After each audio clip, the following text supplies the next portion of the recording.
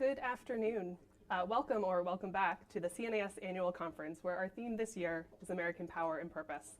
My name is Emily Kilcrease. I'm the Senior Fellow and Director of the Energy Economics and Security Program here at CNAS. And today, our topic is the Economic Security Agenda. International economic policy is at a moment of profound change. We're no longer in an era of continual forward motion towards more interconnected, more globalized economies. Resiliency has taken precedence over efficiency as governments determine their economic policy, seeking to avoid a repeat of the shocks of the last few years. The centrality of workers to the economy has been recognized, and policymakers are seeking new paradigms to address inequality. Industrial policy has seen a resurgence, certainly in the United States, with huge new investments in domestic chips manufacturing and clean energy, but also abroad, as our partners and allies seek to make comparable investments. And of course, of great interest to us here at the Center for New American Security, emerging national security concerns have led to an increasing number of restrictions imposed on economic activities in the name of national security. And yet, in the midst of these seismic shifts in the global economic order, there remains a critical need for the United States to access markets overseas, to engage in international trade, to engage in economic activity with the 95% of the world's population that lives outside our borders, for the benefit of our workers, farmers, consumers, and companies. How do we achieve that global engagement while addressing the very real economic security risks that we're now all too aware of? And what does the new normal look like in a global economy centered on the idea of economic security? To dig into these questions and more, we are very lucky to be joined by Grant Harris, Assistant Secretary of Commerce for Industry and Analysis, the man whose job it is to think about these hard questions day and night. Within the Department of Commerce, the Industry and Analysis team's job is to maintain the leading competitive edge of American industry throughout the world. Assistant Secretary Harris leads a staff of more than 225 trade and industry experts that produce innovative, high-quality, in-depth trade analyses in support of this vision. He also coordinates Commerce's engagement in the CFIUS process. He served for over 2 decades in a wide range of private and public sector roles related to international relations, national security, and global business, including his prior government service as Special Assistant to the President and Senior Director for African Affairs at the White House, as well as prior roles at the NSC and the U.S. Mission to the United Nations. Assistant Secretary Harris, thank you so much for being here today. Thank you. Yeah, we're looking forward to a lively conversation. I will kick us off with a few minutes of questions. I've got a whole list of questions, but we will get to audience questions, I promise, as well. And with the assistance of my colleague, Emily Jin, we will offer that opportunity to folks who are joining us in the room. If you are joining us virtually, you can go ahead and start populating questions using the chat function on your live stream or on Twitter. You can go to hashtag CNAS2023. So to kick us off, why don't we start with what are the administration's priorities when it comes to economic security, and where does the Department of Commerce fit into that sort of agenda? Great. Well, first, thanks for having me. I appreciate you hosting this and inviting me to have the conversation. It's a great entry point, and you already summarized some of the key things that I would talk about, because you mentioned supporting the competitiveness of U.S. industry. And that is my mission day to day and what the Industry and Analysis Unit does. And more broadly, the Department of Commerce, our entire mission is to support the conditions for economic growth across all communities. And that means helping our industries and our companies in finding markets abroad and exporting. It means supporting them in having as much supply chain resiliency as possible. It means thinking about their needs and their opportunities and the risks that they face. And simply put, when we maybe zoom out to think about this moment in time and what that job looks like, it's different than it may have looked 10 years or 20 or 50 years ago. We've learned a lot coming out of the pandemic. We've learned about supply chains. We've learned a lot about various aspects that affect the kind of issues that we need to be focused on to give these real opportunities to industry. So over time, in the Industry and Analysis Unit, for instance, we've added functions like supporting intellectual property abroad and working with our colleagues, or working on global standards and making sure that U.S. industry is at the table and having voice in those conversations as well. And we need to think about competitiveness holistically, and that is having the inputs, the upstream and the downstream connectivity. It's the supply chains, it's the markets, it's the workforce, it's all of the above. And this moment in time, we need to be vigorous and effective in making sure that the industry can grow and that the jobs are real and that the benefits flow to the many and not just the few. Excellent. As you all know, one of the main roles for ITA in the past has been to promote U.S. exports. there's been questions about how we do that if we're not negotiating trade agreements. And of course, we've heard from the administration clearly that we need to think of a new paradigm for this, right? We need to think about different structures that aren't just based on tariffs and tariff negotiations. So how do you see commerce advancing the free trade, or I shouldn't say free trade, the trade promotion agenda in light of kind of this new approach? Well, I think that we can take it a number of ways, but let me start with what we're focused on. We're focused on the conditions for growth, we're focused on the markets, and we're focused on the opportunities. We're doing that in a variety of ways. Fundamentally, we're seeking new arrangements with other countries, like through the Indo-Pacific Economic Framework for Prosperity, IPEF. And this is a place where we're able to, with 13 other partners in the Indo-Pacific, representing some 40% of global GDP, thinking about the conditions for growth and the conditions for shared prosperity across a very broad and holistic range. From supply chains, which is one pillar, how do we have a common operating picture of supply chain needs? How do we think about early warning and crisis response? How do we support one another in the key products and key industries that we're trying to advance? To also thinking about digital trade issues, to thinking about climate, anti-corruption, a whole range of issues that will make it easier for companies to do business and will improve investment climates on both sides of the ocean. This is one example, but what I think this moment in time calls for is being creative and thinking about more holistically and broadly the conditions that are needed for growth and success. I'm really glad you mentioned the Indo-Pacific work and IPEF. Of course, many of us who are following this area, we're quite glad to see the announcement of the substantial conclusion of negotiations, which I think means almost done, not quite there, but getting really close, of the supply chain work. What can you tell us about how that'll be implemented? And obviously that's one piece of the overall work on supply chains, which really started from the 100-day reviews at the very beginning of the administration. So just give us some sense of kind of where the IPEF agreement fits in all of that, and the rest of the strategy for making sure that we do have those secure, resilient supply chains that we're also worried about.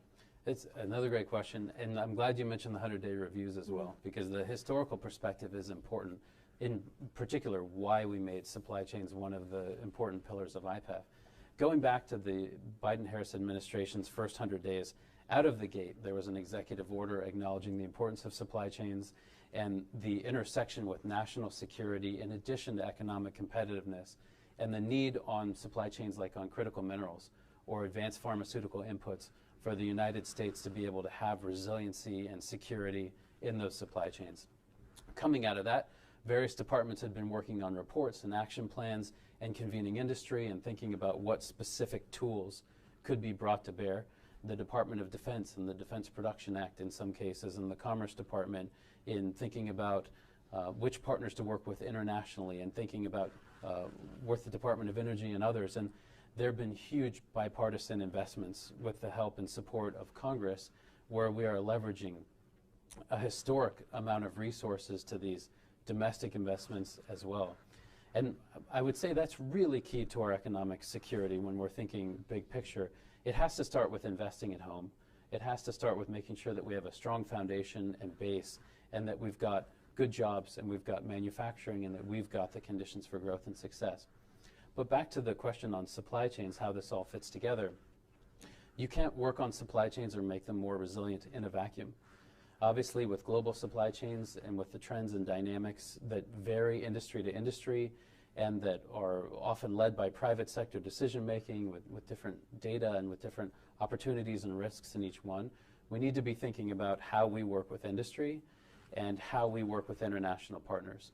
IPEF was a really natural place to do that because these partners in the Indo-Pacific are also thinking about the resiliency of their supply chains and what their industry needs are. And so we wanted to use a forum like IPEF to think about how can we improve our communication and our transparency on supply chains. How can we have earlier warning when something might go wrong? How can we understand the needs and desires of other important economies too, and relay that to where there are opportunities for U.S. companies to provide solutions and to find success? But the bottom line really is that IPEF is a critical forum for us to be able to think through this common operating picture on supply chains.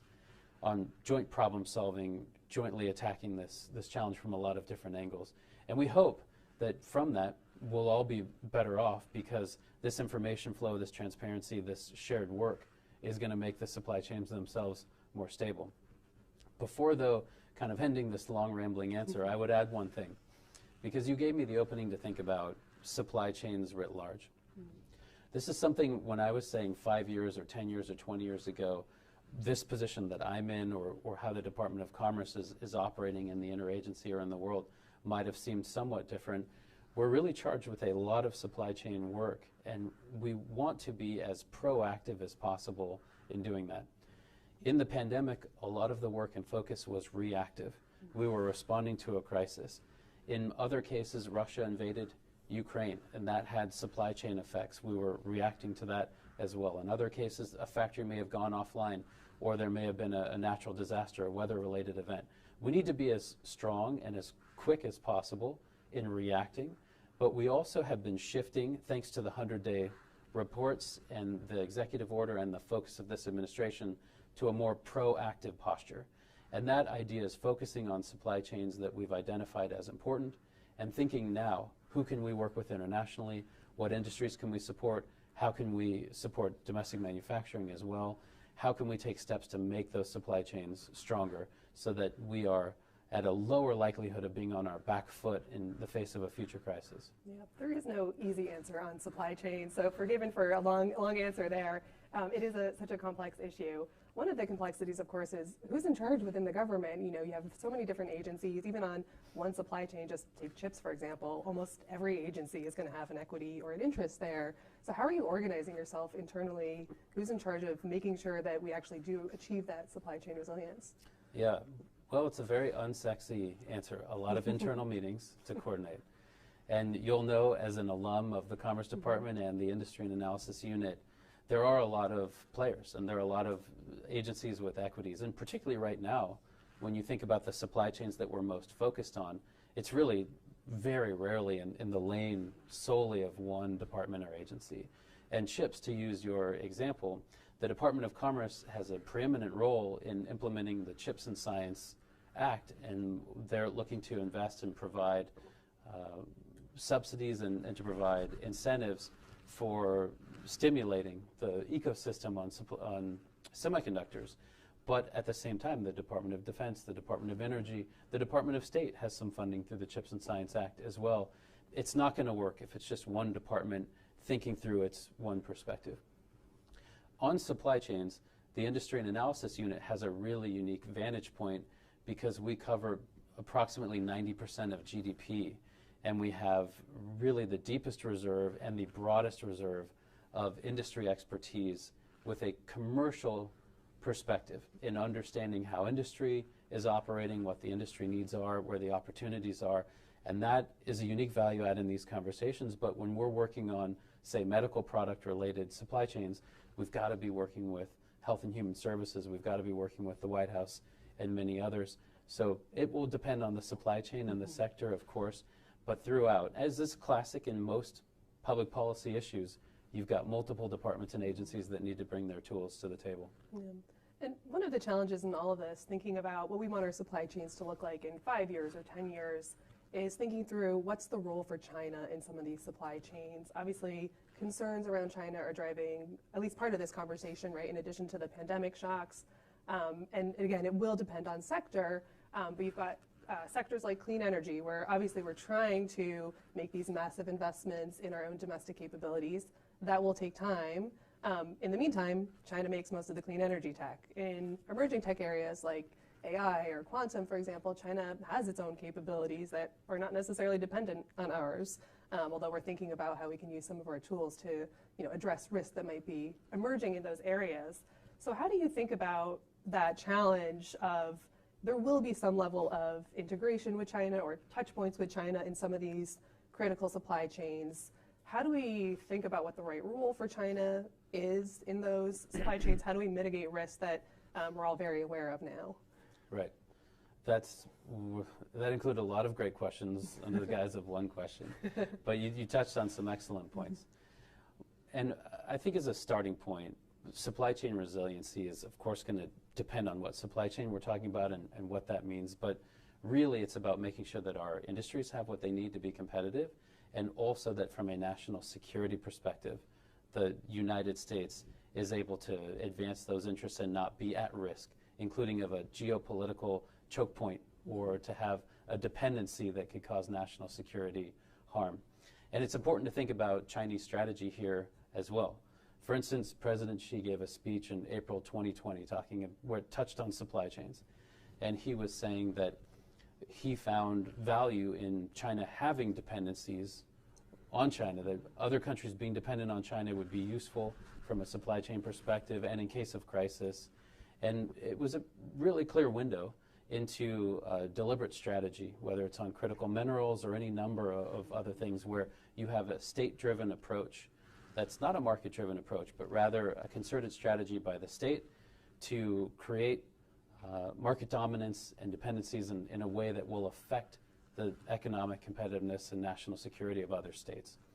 And if you think critical minerals being a core input, whether it's on semiconductor chips or any number of other things, or even on semiconductor chips themselves, these are places where the United States needs to make sure that the supply chains are as resilient as possible and where we're not subject to undue risk because of the state-driven actions of another party. I think the answer, as the Biden-Harris administration has been really trying to make clear, is that there are places, particularly in dual-use technologies, where we need to be very cognizant of the national security risks that are present there. And again, hearkening back to the model that we're seeing in Beijing, the premise is on civil-military fusion. The premise is on using the private sector to create gains in technologies that have explicitly dual uses, whether it's in semiconductor chips or artificial intelligence or quantum or any number of other things, that the idea is to draw from the private sector military and intelligence and national security gains to the benefit of Beijing. That's clearly a different model, and it's one that we need to be responsive to and understand how that creates risk for us as well. And as we're thinking about that immense challenge, really, of trying to figure out, how to compete with a very different economic model that doesn't necessarily abide by the rules-based system that we've worked so hard to build, but which China has benefited from, there is, of course, the question of what role is there for talking directly to China. We've seen some meetings take place recently, including with the recent, on the margins of the recent APEC meetings in Detroit, talking about commercial and economic issues. And it's encouraging to see some of those touch points, of course. At the same time, it's hard to see what are we planning to get out of those meetings? What are we asking for?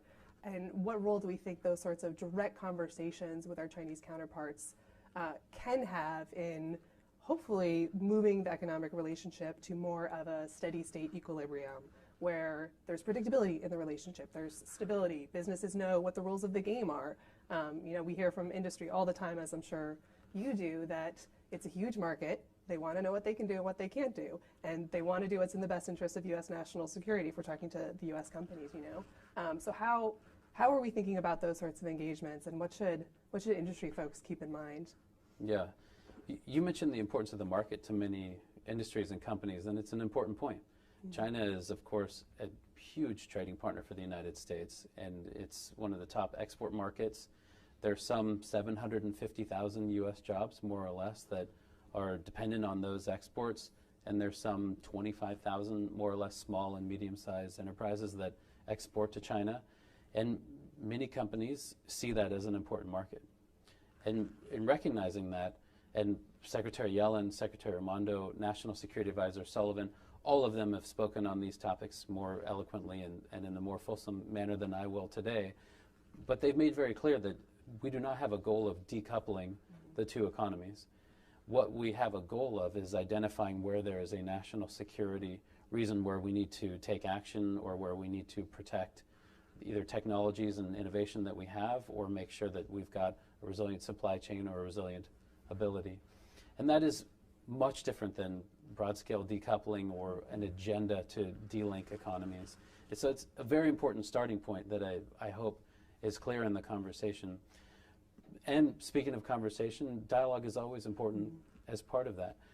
For us, from the Commerce Department in particular, one of the issues that we continue to be vigorous about is insisting that there be a level playing field. And that's something where U.S. companies face risk in this market in particular because of the treatment of government, because of laws, because of the treatment of data. For any host of reasons, U.S. companies need to be very clear-eyed about their investment strategy and about their work. But from a Commerce Department perspective, we want to advocate on their behalf. We want to insist that the rules of the game are clear and fair, and we want to be continuing to raise their issues as well. I guess the skeptic could ask, how realistic is it that we have an open door on the other side of that? We've tried dialogue, of course, with China in the past. There's longstanding concerns that China is well aware that the United States has. So we can continue to talk, but clearly there's resistance on the other side. So how do we think about that challenge of potentially banging your head against the brick wall for a few more years on this?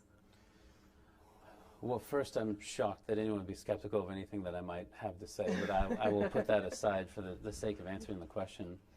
It really varies by industry, and it varies by company strategy as to what the Chinese market means for them.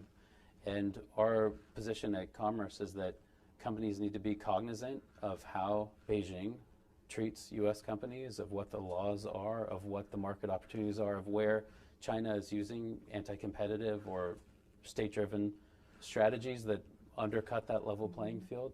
And so, though we are not proposing decoupling, we are going to continue to advocate for U.S. companies to be treated fairly and to have opportunities. That's different than the national security conversation, which I've been talking about.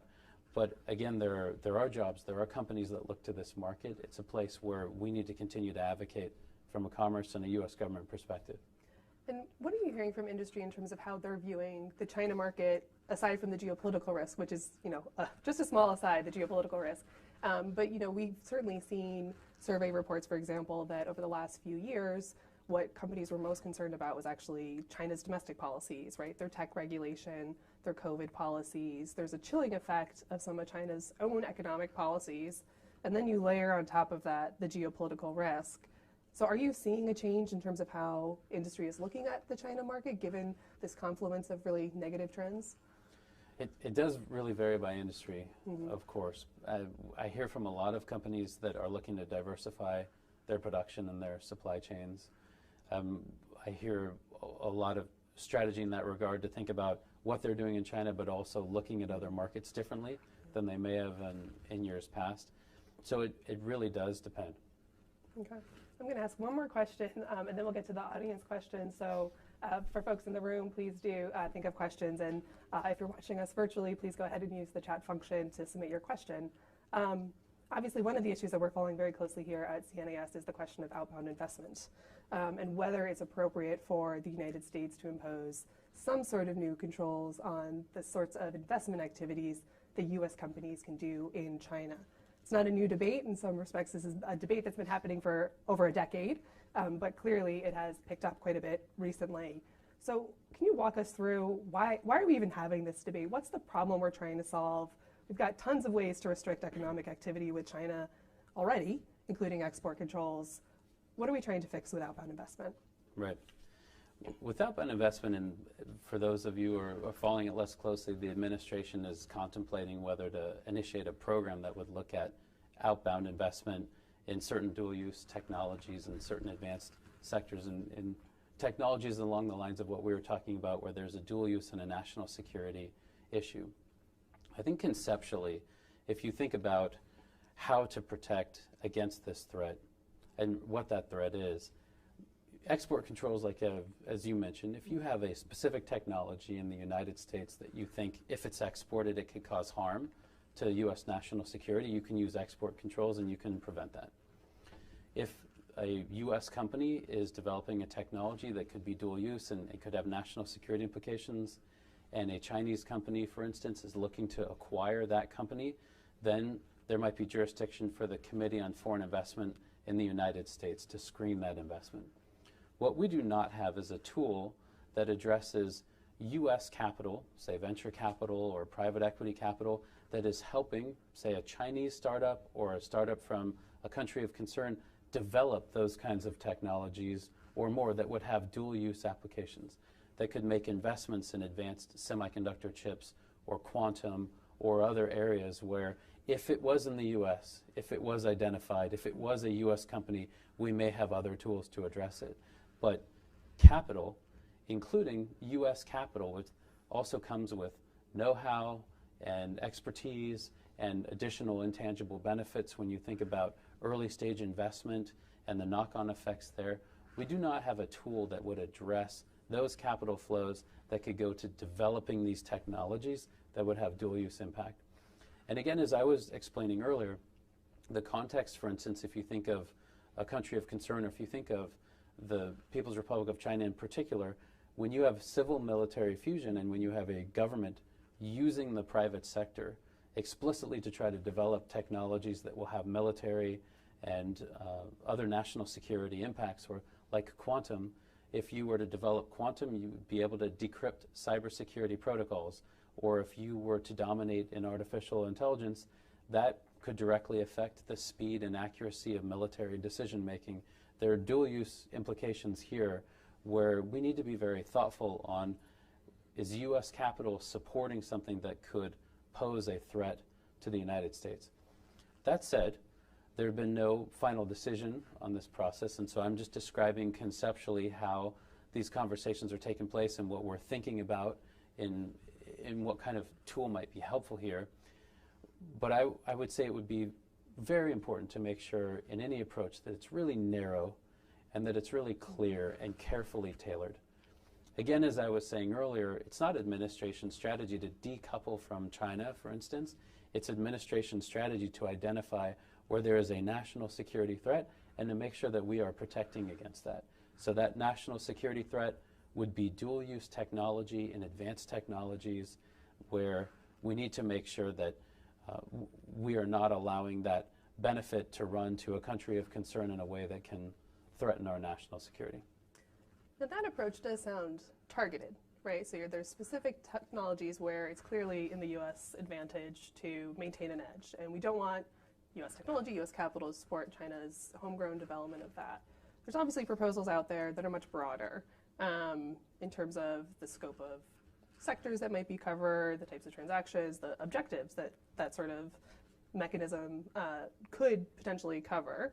But it sounds like what the administration is thinking is much more narrowly targeted, a specific scope of transactions, which I assume you're still working through exactly how to scope that, a specific set of technologies. Is that right? I think that's fair. There are a lot of people talking about outbound. There are multiple views out there, including among members of Congress and other stakeholders. What I'm talking about is conceptually within the administration, how we're thinking about a threat or a problem that we're trying to solve, and how we might devise a program that could address that threat. And I think it would need to be as narrow as possible and as clear as possible so that industry could understand exactly what is included and what is not. And we would want to be as careful as possible to minimize unintended effects on the market, or to not impede places where it's benign investment or where we're not intending to regulate or have our program affected. I'm going to ask this next question, knowing that you might not be able to answer it, but I get this question all the time, so I'm passing it on to you, which is the timing question of when we might expect to see any sort of action from the administration on outbound investment. Is there any sense of timeline that you'd be able to share? I don't have a timeline for you. This is something that will require the highest level of decision making, and it's something where we're very focused on it. There's a lot of momentum behind addressing this issue. National Security Advisor Jake Sullivan has been talking about it publicly. Others have been talking about it publicly. It's something we are very focused on and where expeditiously we really want to address, but there isn't a specific timeline. Had to give it a shot. Thank you. Why don't we go to questions in the room? So if folks in the room would like to ask a question, go ahead and raise your hands, and Emily will walk around with a mic. And for folks virtually, please go ahead and enter questions into the live chat or on Twitter using the hashtag CNAS2023.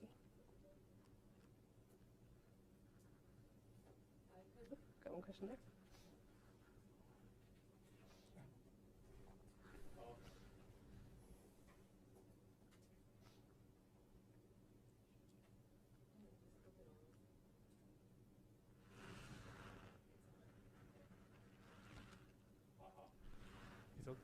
It's on? Okay. Thank you for your explanation. My name is Ken Scabe, Marubeni Corporation. So I would just ask about the EV critical mineral and the battery component. As you know, the Inflation Reduction Act renewed the D30 tax credit, which limit, so it from 2024, 2025, the tax credit will limit the condition for which any foreign entity of concern, the component made or manufactured by the foreign entity of concern was not installed in the electric vehicle. So, if I know this is not your department concern, but do you think for example, China, do you think any material from the China without these component or critical mineral, can you make this electric vehicle in the U.S.? Great, thank you. The question raised a lot of interesting points about critical minerals, and I think how we're seeing those supply chains and how the Inflation Reduction Act and other tools that we're thinking about apply. And it's such an important issue. Some 80% of critical minerals are processed in China. And so these supply chains are a place where there are a lot of dependencies and where there is real risk when we think about the industries of the future and the technologies of the future and many of the technologies of today, frankly, that depend on critical minerals. But certainly, since you were talking about electric vehicle batteries, if you want to have scale and if you want to reach our climate goals and if you want to reach the administration's ambitious agenda of electrifying the federal fleet and getting more electric vehicles on the road and the like, we need to make sure that the critical minerals in the supply chain are there too. As you also mentioned, it's not the Department of Commerce but the Department of Treasury that's doing much of the rulemaking here, and there's more clarity to come as they're putting out in real time what the IRA provisions will mean. But I think fundamentally, the issue as we're thinking about is we have to invest more domestically, and we have to think about our supply chains in a way that we can scale and that we can meet the needs not just of today, but in the years to come. The IRA is an important tool to do that. The tax credits are hugely important, but we've also got other infrastructure investments, and we've got a lot of projects to attract to make sure that we have the base and the manufacturing and the ability to meet the needs on these supply chains. Other questions?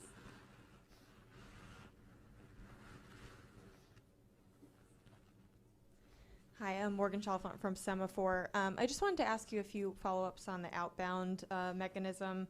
Can you talk a little bit about how your discussions with outside stakeholders have shaped what you're putting together? And then also on the question of members of Congress and proposals they've put forward, are there any that you find particularly compelling or worrisome?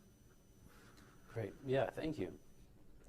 We've been trying to listen as much as possible on outbound over various months. We've been trying to understand from industry what outbound might mean to them, what impacts it might have, what questions we need to be asking ourselves and thinking about.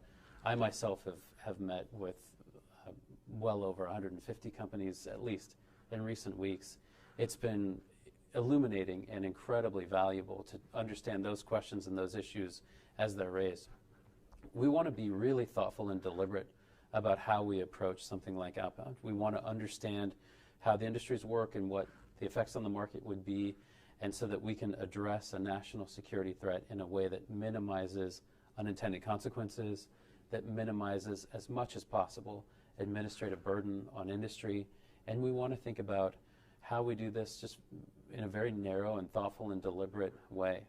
There are a lot of ideas out there on outbound. Again, I'm speaking for the administration in terms of the thinking that we have as it's progressed to date and how we're thinking about approaching this, and our philosophy as we've developed it to date. And again, it's subject to further decision making, but our conception is that we really want to be narrow and tailored in our approach, and that will best address the threat while also minimizing the unintended consequences.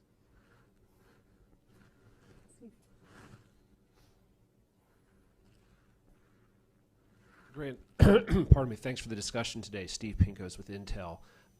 Just following up on outbound, I know it's one of your favorite topics, and but we do appreciate how much time you're spending on it, and as you alluded to, the engagement that you've participated in. In terms of, Intel obviously being a semiconductor company, and it's been no secret that semiconductors, the industry is one of the industries of concern and related to the technology investments that the administration is getting at through the upcoming executive order. But just in terms of the type of investments, the scope of the EO, I mean, we saw many people, or maybe you've noticed the announcement from Sequoia today about how they might try to, will be trying to, structure their investment portfolios or companies. But in terms of the scope of investments covered, we're talking, I believe, the administration, and it's open-ended question of investments in like Chinese entities or Chinese companies versus American companies investing in their own operations in China. Understanding that there's export controls, there's guardrails around chips and investment tax credit. But is that the general construct of the still under construction executive order? As we're conceiving it, we want to really identify the sectors that we're talking about and the technologies that we're talking about, and we think it's incumbent upon us to be really clear in describing our goal and in making clear what would be covered and what would not be covered. And to do that, we would also have to be really clear on what type of investment and who is covered and what that means. We've gotten a lot of great questions from industry in particular. What would be considered a U.S. subsidiary, or what would be considered this or that, or what types of investments would you include, and all types, or would you carve out this or that? We're trying to be very thoughtful in thinking through those questions, and I appreciate you and your company and many other familiar faces that I see here in terms of having been on some of these calls and posed these great questions. It's on us to really create, I think, to really reach final decision in the administration on the way forward, but it will need to be as clear as possible so that an industry representative can look at it and understand this applies, this does not. That's our intent. And it is quite encouraging, of course, to hear you talk about the need for it to be administrable, right? As somebody who has to administer the program, as somebody who used to implement one of these programs in the CFIUS process, I think that's an underappreciated element, just the amount of staff and resources and complexity that goes into building something like this, which would be new. There's lessons learned from the CFIUS process and export controls, I'm sure, but this would be a new program, a new set of authorities, a new way to think about risk, and an entirely new scope of economic activity that would be covered. Yeah, I think it's really fair. It's one not to be taken lightly. We really need to define the problem that we're trying to solve. We need to be able to clearly communicate that, and we need to be able to clearly communicate to industry how we are solving that, and to do it in a narrow and a thoughtful way. Mm-hmm. And it's very important to us to minimize unintended consequences. Mm-hmm. And it's very important to us to minimize as much as possible administrative burden as well. Those are really the defining features of what we're driving at. Solve the threat and be very conscious about the market, unintended effects, and the administrative implementation as well. Mm. Any last questions? Ansgar.